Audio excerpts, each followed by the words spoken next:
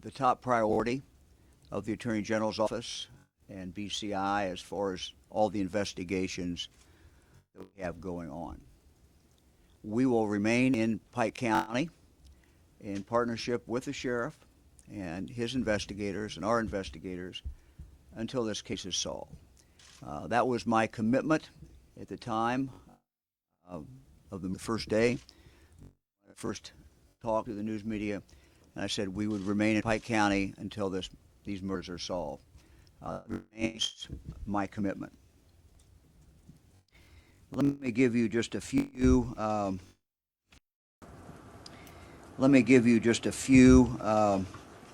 Statistics to update some of the things that we have done. As of today, we've received 883 tips. We have conducted 465 interviews. Now that might include, that would not be 465 people, that some people were interviewed multiple times. 38 search warrants have been issued, and 60 cyber extractions have been done. That would be cell phone, DVRs, etc. The sheriff has arranged for this billboard to be now in Pike County. It's up now, Sheriff, right? I believe it's up now. And if anyone needs to be reminded of the gravity of this tragedy, I think we can see that simply by looking at this billboard. I can tell you that the men and women at BCI and the Sheriff's Office don't have to have that reminder. They think about the 8 victims every single day. My commitment that I made at the time of the murders remains. I believe this case will be solved. We will remain in Pike County until it is, in fact, solved. Sheriff, you want to say anything? Then we'll do questions. First and foremost, excuse me, thank everyone for coming today as we approach the 1-year anniversary of what is the most brutal homicide of 8 people that I've ever experienced. I want to first thank my commissioners for continuously working with me and providing the money needed in an investigation as such. All of our local law enforcement, the Attorney General's office, all the Ohio sheriffs, their deputies that they send when we need them, BCI for their continuous efforts in every part that they have. I also want to thank the EMS and firefighters, our local churches and community for standing behind us, being there if we're in need or the family's in need, and also the continued support of Mayor Billy Spencer and Chief Mike Blair in Piketon. Would like to take a moment and address the family. As a sheriff of Pike County, we're at 356 days into this investigation from the day that this horrific crime took place. My thoughts and prayers are always with them as I remember the day where a shockwave come through our county. It left everybody devastated. As the Attorney General said, I think about this every morning, and it's the last thing I think about every night. Every morning when I enter my office, the first thing I do is go to the computer and check our tip line to see if there's something new, something different, something that may give the investigators and the agents that little piece that we may be missing. I see the look of disappointment when I speak with the family and I look into their eyes and the grieving that they still have. And the desire, as you, the media, wanting answers that we just can't give now. And in the end, this will protect the integrity of the investigation when we will someday have a press conference someday meet with the family and be able to tell them that we have made an arrest in this case. I'm very confident in the investigative staff that has been a part of this for 356 days. And I again want to show you this poster. And I want to share this with everyone that's going to watch today, and anyone that's listening or going to report on this today. They're not just adults. Some are children. There's babies that will grow up without their mothers or their grandparents. They've missed birthdays, anniversaries. I think about them on Thanksgiving and Christmas and what the family may be going through. I want to reach out today with everyone here. We have a reward of $10,000 through Crime Stoppers. I want to challenge business owners, the communities, the media, anyone watching today. All you have to do is call Crime Stoppers and make a donation. There was 8 lives lost that day that affected the Manleys, the Rhodens, the Gillies, an entire community, law enforcement, you the media, BCI, the Attorney General's office. It was complete devastation, something that we've never experienced. So I want to reach out to you. If there's anything that you can do, call Crime Stoppers. Make a donation. Kids, dads, moms, grandparents, taken way too early in a way that none of you could ever imagine.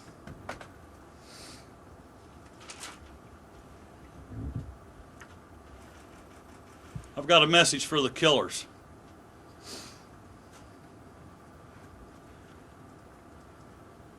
Everyone that's working this case took an oath to uphold the Constitution of the United States and the state of Ohio. Our military fought for this flag so we can have freedom and people could live safe in their homes and in peace.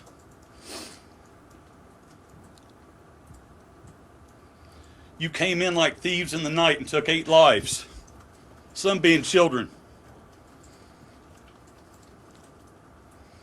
In the most horrific way I've ever seen in my 20+ years.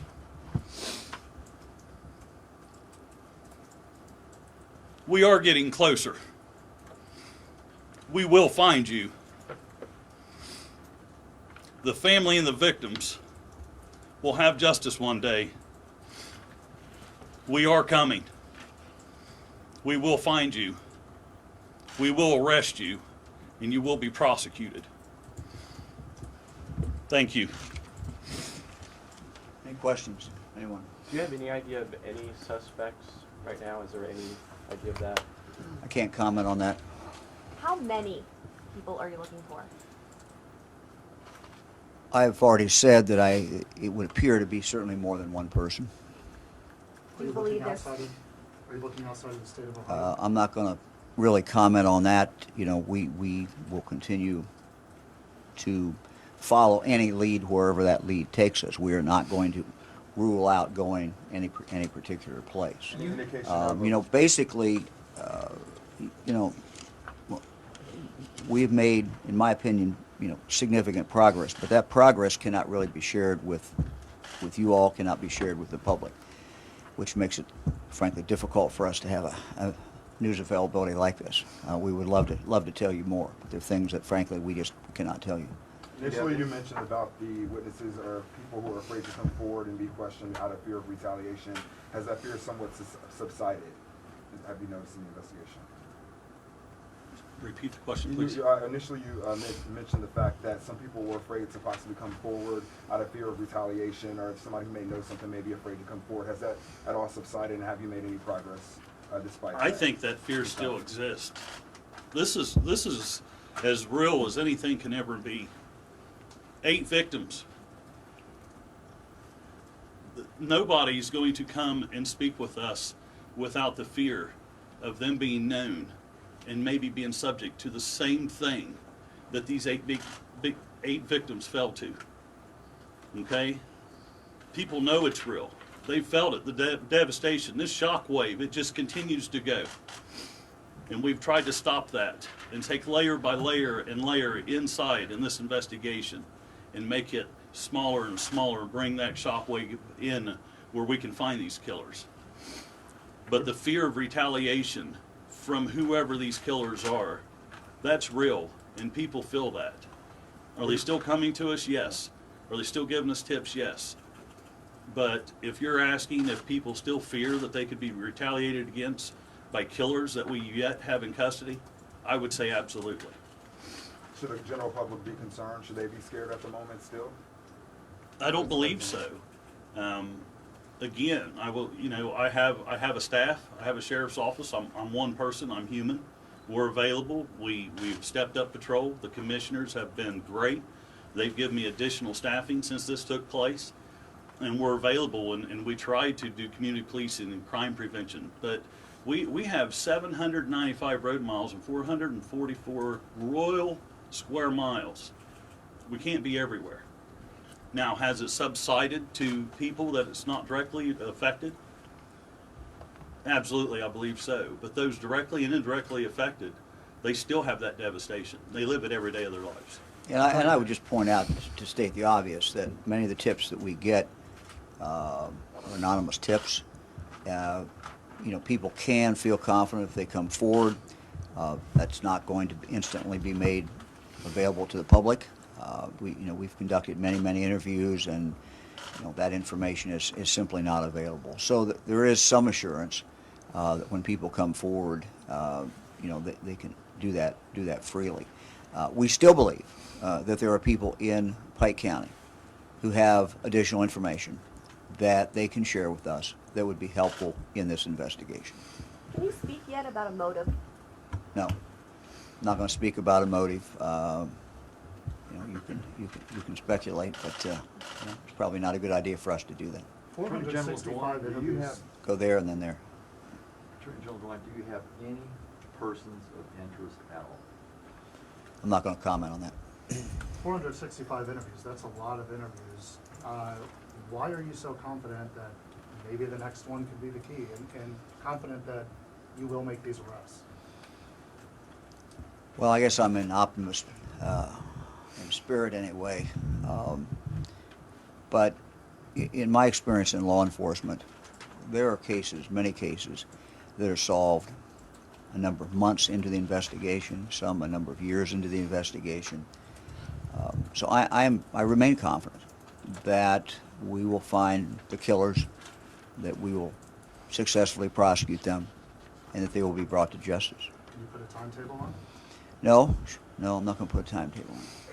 In opening it up for the tips to come in again, and with the overwhelming amount of police work already done, is it fair to say you have some parts of this and you're trying to connect the dots, or give us an idea of the landscape of the investigation? Do you at least have some of this and you're trying to piece the rest together? Let me put it in historical context. In the history of BCI, this is the biggest investigation that has ever occurred. Biggest in the sense of number of interviews, biggest in the sense of number of hours that has been spent on this case. We still have, on any given week, 10 to 12 people who are in Pike County working this case. So we really do know a whole lot more than we did the first time I stood up in front of you all. We know, candidly, a lot more about what has been going on in Pike County for decades in regard to criminal activity. This is information I did not have before we started this. I've likened this to one of these crazy big 1,000-piece puzzles. And, you keep putting the pieces in. And at some point you get a picture. Well, we don't have the picture yet, but we put a lot of pieces in. But it's fair to say you have part of the picture and you have a better understanding of what may have led to the killings themselves, or can you give a better landscape of that? Well, I'm not sure I would totally agree with that. Um, we still have a lot of potential leads. What we do is we take every single lead. I mean, every one of these tips, that's an amazing number of tips. Every one of those tips, we run to the ground, basically. But by putting it all together cumulatively, there's certainly different possibilities. I mean, when we meet, we will meet again, in a few days. We do this every I'm involved every few weeks, but our people are meeting, of course, every single week. But what we do is we look at the possibilities. What's a possibility?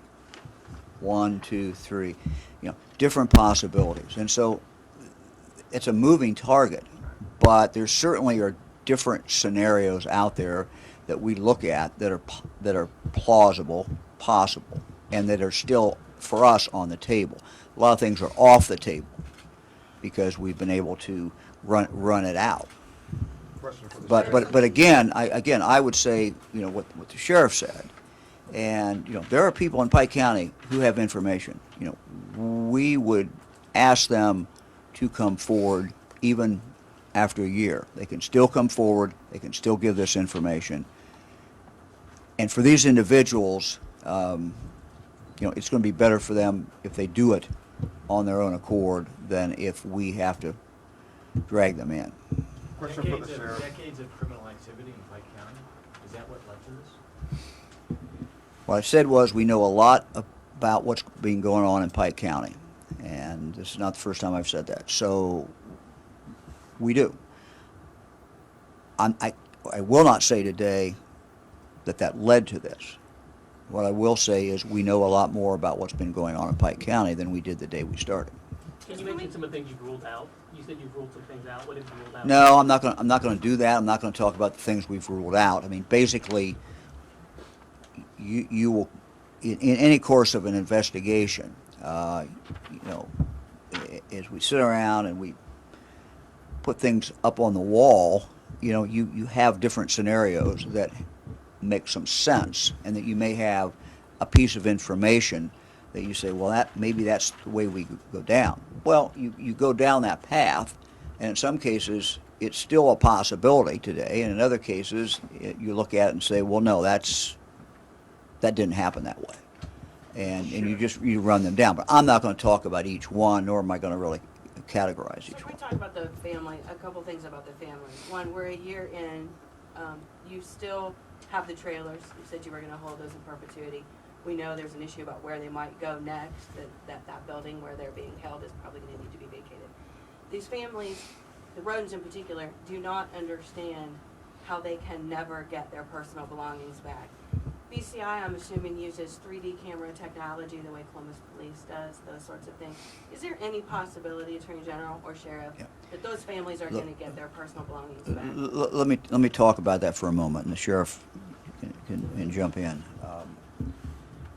We are waiting for a lot of the things for us to be given permission by the probate court to release. These things a lot of this is out of our hands. Some of the stuff we look at from an evidentiary point of view, we don't feel that we could release. But there's a lot of things out there, the cars, for example, that can be released, and that is out of our hands. We are basically waiting an order.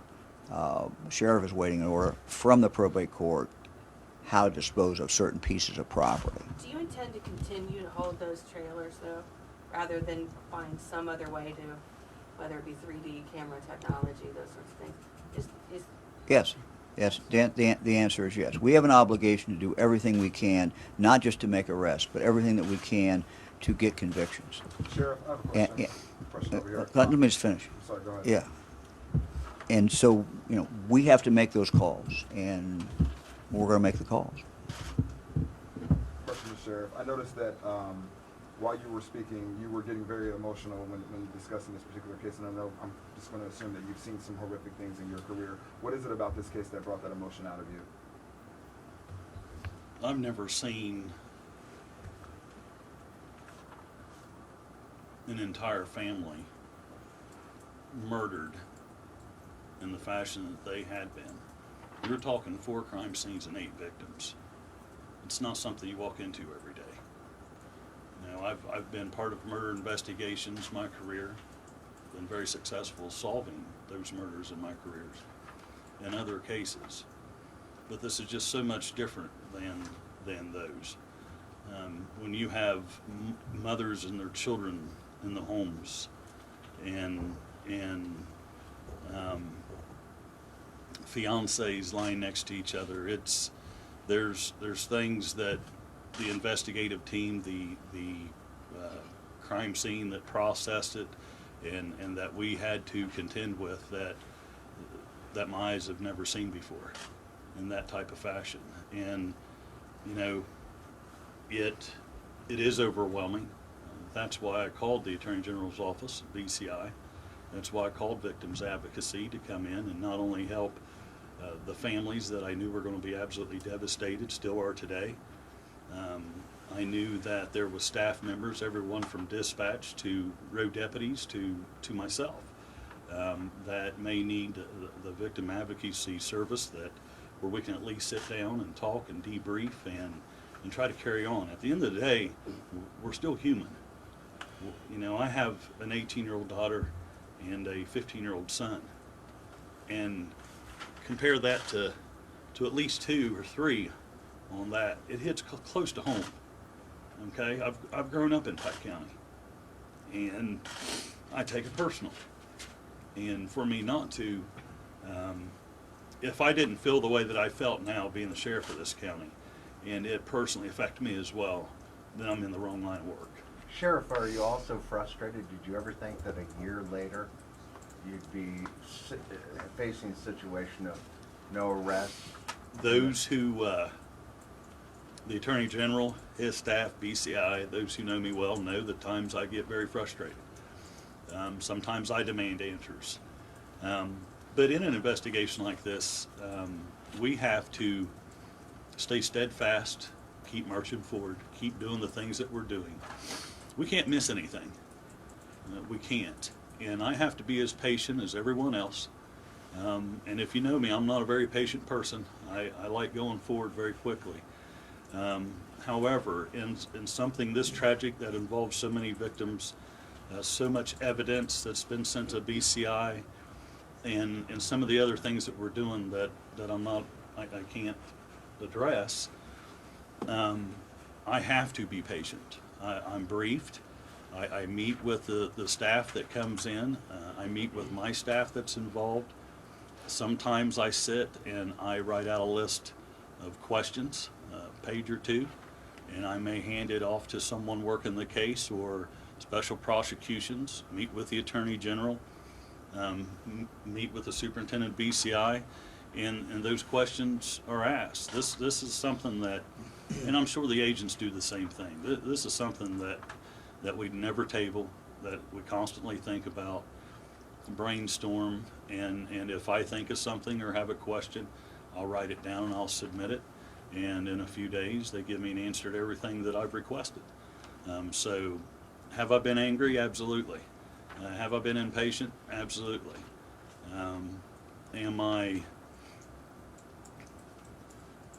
Do I hurt? Do I have passion for the family? Do I understand the emotions and the things that they're going through? Yes, I see it when I talk to them. I don't know if anybody here has been through this type of ordeal other than reporting on it.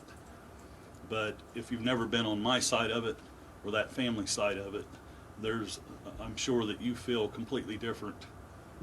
And with respect, I say that, than what we feel and what that family feels. The reward in this case is $10,000, and that's less than $1,500 per person killed. Is that enough? I've just reached out to the media and to anybody listening. All you have to do is call Crime Stoppers. Any donation to increase this reward money is appreciated. I won't put a price on life. Neither will the Attorney General. We've said it before. And anyone can contribute. And everyone, you know, there was things that we've discovered in the investigation that is absolutely minute compared to a homicide, a brutal, premeditated, methodically planned out homicide of 8 people. So regardless their lifestyle, these were human beings, a family, children, with small children. So I reach out to anybody. If you can help with the reward and get the reward money out, that can sometimes make a big difference.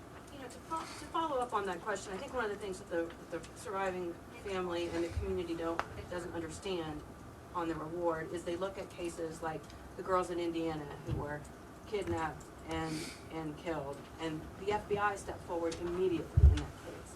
Can you speak from a law enforcement perspective why we haven't seen that in this case, why the FBI is not here, and could they help, and could they offer money? Yeah, sure. The FBI has been involved in this investigation. That is ongoing. It was early, and we have reached out to the FBI on numerous occasions. So no one should go away from this press availability thinking the FBI has not been involved. They have been involved. DEA has been involved as well. As far as the amount of money for the reward, I certainly would agree with what the sheriff said. That is something that someone, a private individual, donated money to Crime Stoppers, is my understanding. So we would encourage other people to do that as well. Sheriff, when you said regardless their lifestyle, are you implying that the criminal activity on Christopher Rhoden Sr.'s property is suppressing people's willingness to donate to Crime Stoppers? I'm stating they're human beings, and we're all judged. You're judged by people, I'm judged by people, I'm criticized, and that's fine. And this family has as well. With the media attention that it's gotten and with the type of crime that's been committed, and I'm saying that these are human beings. And regardless of what they did for a living, regardless if they live in Royal Pike County, I'm saying they're humans, and if anyone can reach out and lend a helping hand to increase the reward money for the arrest and conviction of killers, of cold-blooded killers that wiped out an entire family in a night, I'm reaching out and saying, please step forward and help. You know, we all live different lifestyles. We all live in different areas. This happened to be in Royal Pike County.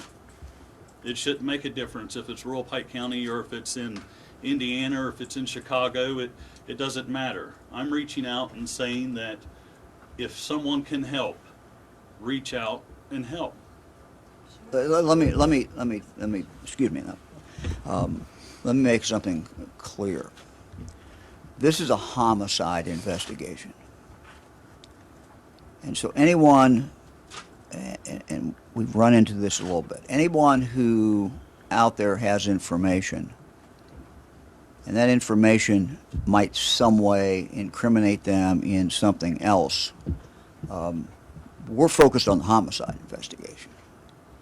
And if someone has some drug activity, that's not what our focus is. So we want to encourage people to come forward, and we're going to be fair with people when they come forward. And if they come forward with information that is helpful, I would just simply say our focus is on the homicide investigation. It's not on some other drug activity. Sure. Back in November, you indicated to a media outlet that you believe during the course of these interviews, folks you've spoken with, family, friends perhaps, that they either had information they were not disclosing or you've been misled. Do you believe investigators have been lied to during this investigation? Yes. By family or I do. friends? Or? By, you know, he just give you a number, the Attorney General give you a number of those that's been interviewed, and I'm sure, and that number consists of some re-interviews as well.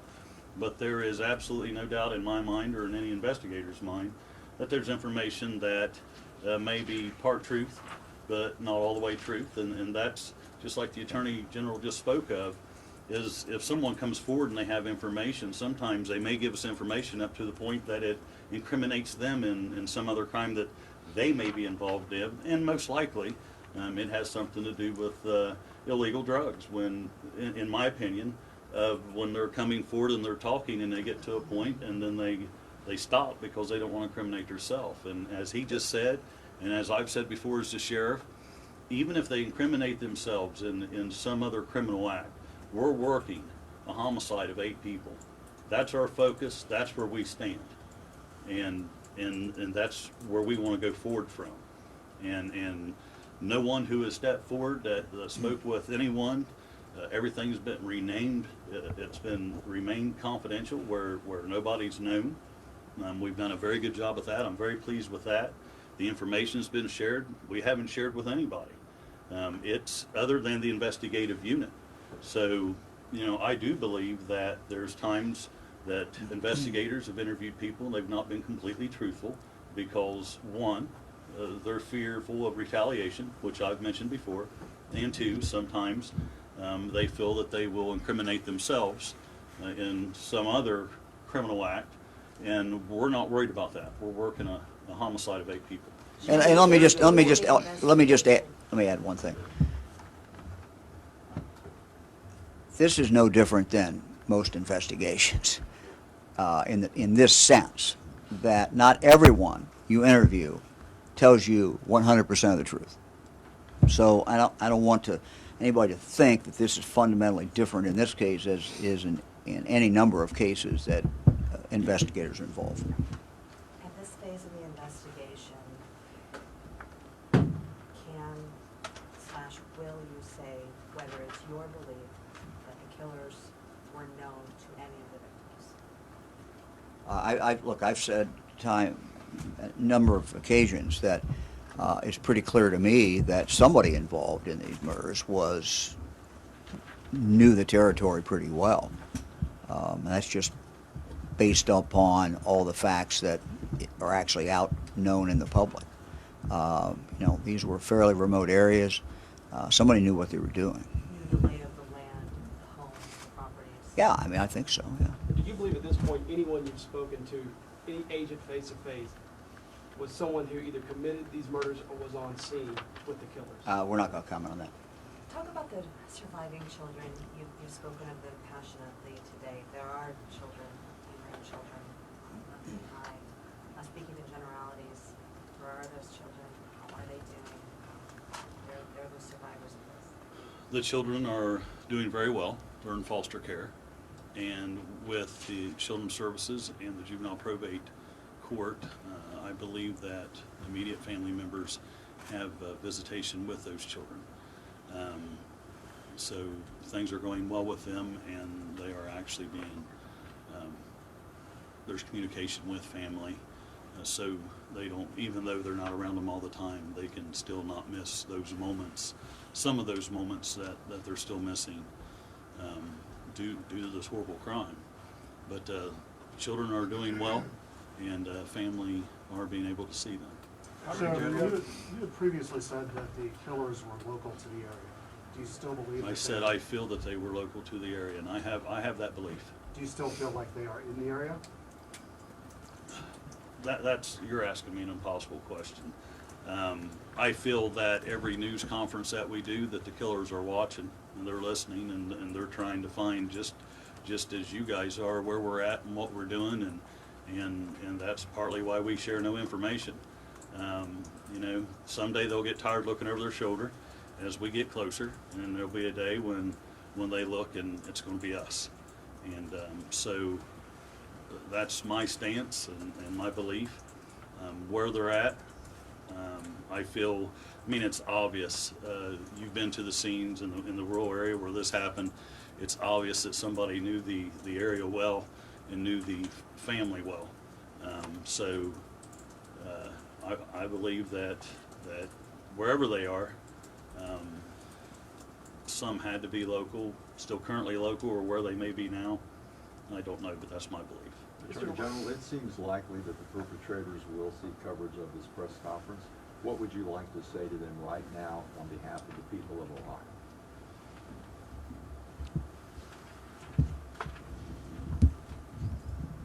Well, I'm not sure that the perpetrators will watch this, but look, what I would simply say to them is, we are going to find you, we are going to arrest you, and justice will be done. Can you tell us more about, you described a commercial grow operation at 3 of the 4 crime scenes. There were some nearby major drug grows busted within months of these killings, very close to the Pike County line. There were some leads investigated both ways between those. What was the significance, because the families disputed the statement you made 2 days after the killings about this being a commercial grow operation. The family says there wasn't anything like that there. Can you clear that up? No. You know, we've gone back and forth. I'm going to ask Angie to give me the numbers, but I think there was a misunderstanding at some point, which we tried to clarify, about how many of the 4 locations actually had marijuana, and the answer to that is 2. I think there was a misunderstanding, maybe because of something I said early on. We went back and we did. I thought we had clarified that. I'm not going to talk about the grow operation beyond the fact of what I've already said. It was clearly a commercial operation. Which 2 scenes had marijuana? Scene 1. Well, they don't know what scene 1 is. And I forget. Angie, you want to do that? address. Come on up. We're going to put you on camera. Come on. Yeah, stand by the mic here. Come on. Give me your name. I'm Angie Canepa. I'm with the Special Prosecutions with the Ohio Attorney General's Office. It was Chris Sr.'s residence and Kenneth residence had the grow operations. And let me just say that the reason Angie's answering that question, she has been intimately involved in this investigation. Our goal all along has been to get convictions, and I felt that it was very important to have a seasoned prosecutor along with our seasoned investigators to work hand in hand. And so Angie has been working on this case since the first day. Were they involved in operations? When you clarified that initially, that it was at 2 scenes, I believe what you've said since then is in 3 locations at 2 of the scenes. That's correct. That's correct. Yes. Yeah, and you got it. That's the correct. Yeah. Were they involved? Thank you for the nuance or the additional fact. That's true. Yeah. Were they involved in manufacture or growing of other drugs? I'm not going to answer that. You said that Mr. Attorney General said that it's like a jigsaw puzzle with 1,000 pieces. How many pieces, if you can, on the continuum have you put in place at this point? Well, I think as you know, when anyone who does one of those crazy puzzles, which drive me crazy and I never could do, but it's not so much the number of pieces as it is whether the picture starts to emerge or not. Are you you've got a clearer picture? Well, we have a clear picture, but we don't. It's not clear enough to make any arrests. So the face of the murderer is not yet revealed. Not yet. Is there any reason why you can't answer or won't answer whether or not they manufactured any other types of drugs? I'm just not going to get into a lot of details beyond. I'm sorry? Does it pertain to the case? Just what pertained to the case? The question at hand about whether or not they manufactured. Okay, I'm not going to answer your question. Mr. DeWine, as we sit here today, the information we're getting from you is exactly what we got almost a year to the day after these killings. The public's going to look at this and say, they've got nothing. Or, I know you say you can't tell because you're trying to preserve the investigation. What can you tell the public that you have materially, that you've made progress in this case, and the killers will, number one, in fact, be caught, and secondly, that you may be hot on the trail? I fully understand residents of Pike County's frustration that we are a year into this investigation and we do not have an arrest.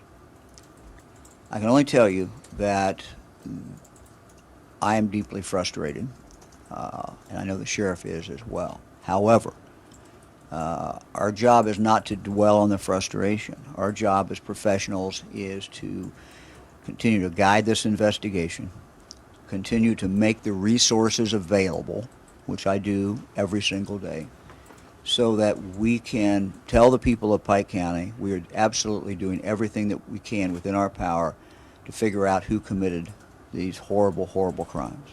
We are not going to stop until we are done, until we are able to break the case, and that is my commitment. And in every case, in every investigation, everything in life, there's a point of diminishing returns.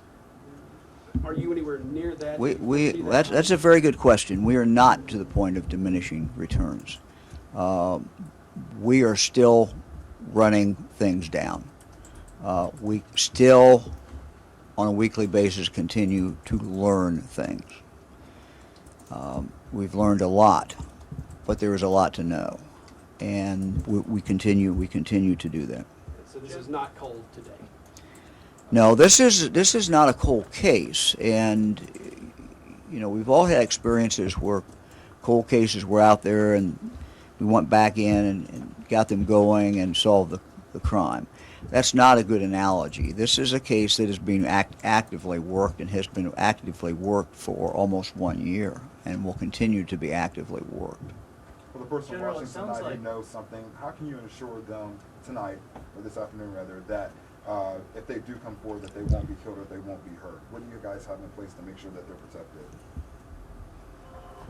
I think the most important thing that we can do for people who come forward is to shield them from the public having knowledge that they have come forward. And as we shield the public, of course, it's the killers that we are really concerned about. So, that's something I think people need to understand. And I'll say it one more time because I think it's so very important. This is a homicide investigation. It's not that we don't care what you've done with drugs. We care. But our focus is on the homicide. And so people should not be concerned about coming forward and disclosing information that may very well be helpful to us in the investigation that also incriminates themselves. We can have that discussion, and we do have that discussion with people as we go into interviews. And people can be assured our focus is one focus, and that is the homicide. Have you offered immunity in this, Jenny? It's not really a question of immunity, and I will not answer that. It's a question of what your focus is, and again, decisions like this are made by law enforcement officers in all 50 states every single day, and you sift through evidence and you make a decision what's important, what is not. You make a decision that this guy may have committed this drug crime, but that's not what we're focused on. We need to keep our eye on the ball. And so decisions like that are made in law enforcement every single day. So we are making those decisions every single day. As that point of diminishing returns draws near. Well, I didn't say we're near it, and I didn't say we were there. It would come. Well, look, that's a hypothetical. I'm not going to talk about that. The question being, you're both elected officials. At some point, if this doesn't get solved by the time, either you're not reelected or you're choose not to seek office or seek a different office. Well, sheriff just got reelected, so he's. Congratulations. Are you? Is there you're both intimately involved in this. Are you confident that the pressure to get this done will remain regardless of whether you are actively involved? Well, my time in the Attorney General's office, we know when that date ends, and that's is a hypothetical. I certainly would hope that we would have the case solved by then, but we have professionals who are working on this case. There are professionals who will remain with the Attorney General's office and remain with BCI. So, we hope we don't get to that point. We hope we solve it before then. Anybody else? General, is this custody? No comment. General, is this fear of incrimination issue an obstacle to solving this case, or the obstacle? Well, I wouldn't say it's the obstacle. I think it can be an obstacle in many types of investigations, and that's why I think it's important for us to reiterate what our investigators have told people they're talking to on certainly more than one occasion, and that is we're focused. Yeah, we don't like it that you did A, B, C, but that's what we're not here today about that. What we want to do is find out what you know about this case. And so it is that there is a natural reluctance for anyone to incriminate themselves, and people get up to a point where they tell you information, and then at some point they think, oh, caution light goes on, I may be incriminating myself. Well, what we try to convince people is that's not our focus. Our focus is we want information about these horrible, horrible murders. Okay. You mentioned at the beginning 465 interviews. I want to go back to that. How many people have you interviewed? Because I know some of those. I don't have that number, but I wanted to make it clear when I gave the number that certainly some of those people were multiple interviews. Can you rough estimate? I don't have that. No. Is it something you could get? Yeah. Well, let me see if we can come up with if that's a figure that we can do. Attorney General, if you someday occupy higher office, will you keep your own people involved in this case? Well, this is a proper role of the Attorney General's office.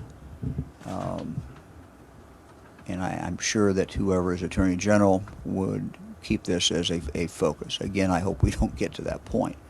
I certainly hope we have this case solved by then. But if it is not, I'm sure that the next Attorney General, whoever the Attorney General is, will fully appreciate the importance of a case where 8 family members are murdered in over one brief period of time in 4 different locations. I think people get that, no matter who the Attorney General is. Okay, thank you all very much. Thank you. Thank you.